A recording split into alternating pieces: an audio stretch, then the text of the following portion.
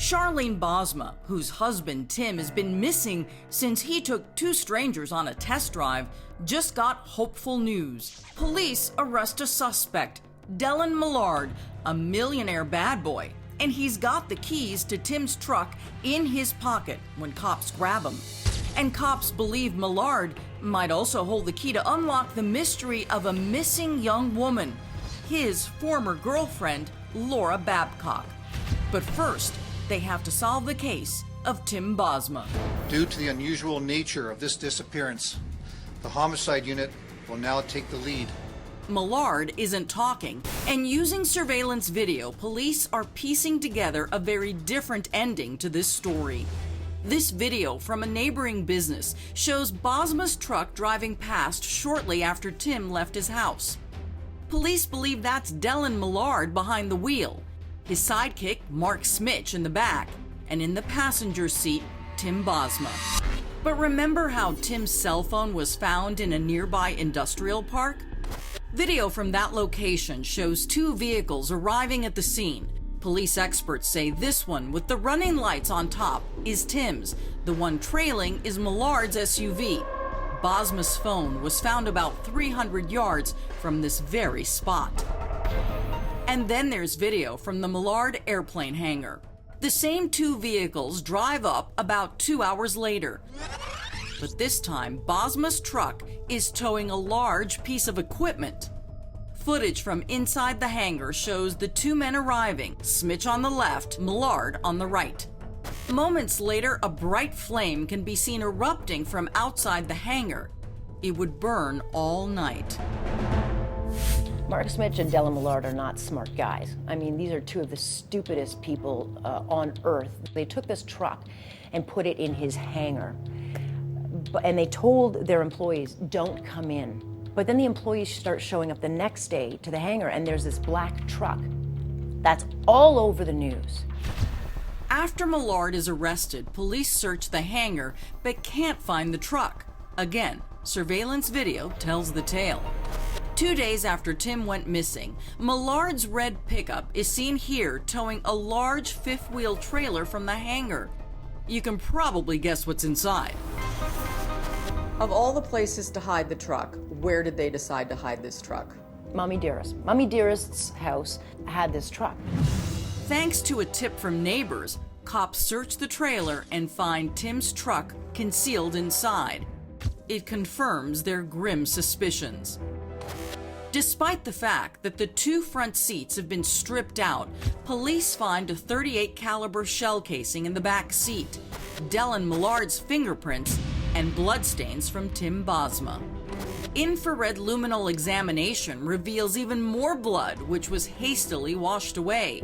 Plus, a .38 caliber pistol is found in a toolbox owned by Millard. In some ways, they seem like they were very dumb about how they covered up their tracks. Dumb does not begin to explain Mark Smitch and Dylan Millard. Or maybe it was that Dylan Millard was so drunk on his own narcissism that he felt he would never be caught. A search of Millard's property turns up the most disturbing evidence yet. Hidden in the woods, police find the Eliminator, an industrial incinerator that burns up to a scorching 1,400 degrees Fahrenheit. And it's riding atop a trailer Millard had specially built to make it mobile. This huge, hulking piece of equipment used to incinerate cows, horses, huge livestock. That's what it's meant for. Did he have any livestock? No, he didn't have any pets, except for a dog named Pedo.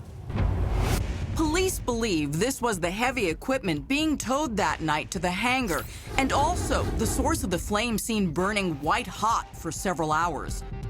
A forensic pathologist combs the inside of the Eliminator, finding bone fragments, a tooth, and a bloodstain on the outside matching 32-year-old Tim Bosma. This woman got into the incinerator. She had the police buy her a little handheld vacuum cleaner so she could get every last bit of Tim's remains and give them to the family. Police quickly arrest Millard's partner in crime, Mark Smitch, and charge both men with murder. But during the trial, Smitch turned snitch. So what was their defense? He did it.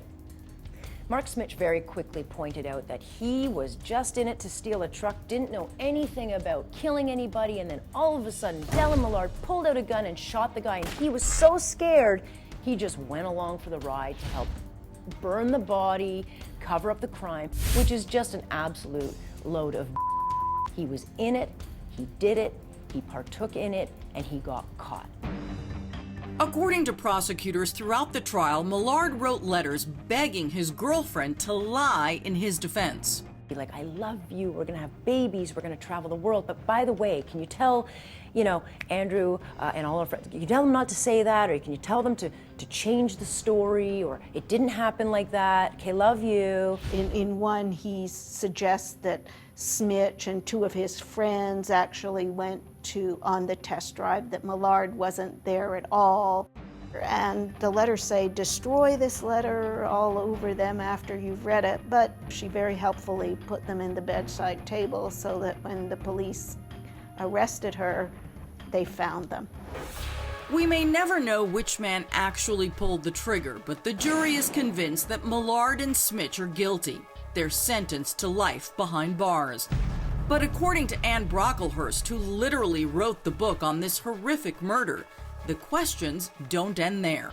And just when you think something stranger couldn't happen, it does. Laura Babcock, a young woman struggling with drug and mental health issues, has been missing for over 5 years. Laura Babcock simply vanished into thin air. Police say her last known contact was with none other than Dylan Millard. And get this, he bought the Eliminator shortly before she vanished. Do the police have any idea what happened to her? Police sources told the Hamilton Spectator that they believe that Laura was incinerated. And that's what prosecutors believe. Even without a body, they put Millard and Smitch on trial for Laura's murder. Anne Brocklehurst spoke to us via Skype after the dramatic trial. Millard was acting as his own lawyer. First witness was Laura's father, and Millard cross-examined him. He asked Laura's father if he was an abusive parent. There was absolutely no evidence of that.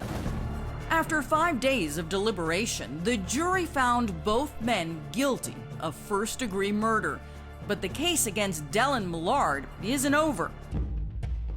Millard's father supposedly committed suicide by shooting himself shortly before his son turned the family air hangar into a chop shop party house. The illegal gun he used was traced back to this man, a notorious gun dealer and police say associate of Dylan Millard.